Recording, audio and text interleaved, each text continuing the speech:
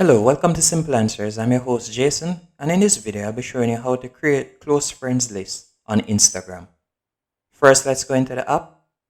With a close friends list, you'll be able to share what your posts or stories or whatsoever with this specific list instead of just everybody in general.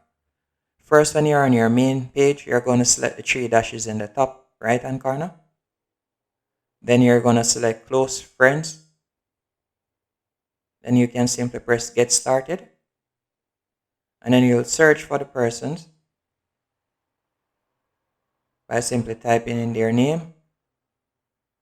For instance, this. And you'll simply press add. You can simply just continue searching. And that's it. Then you'll press create list. And you can create a story. And that's it. Hope you found this video helpful and informative. If you did, be sure to hit the like button and subscribe. And thank you for watching.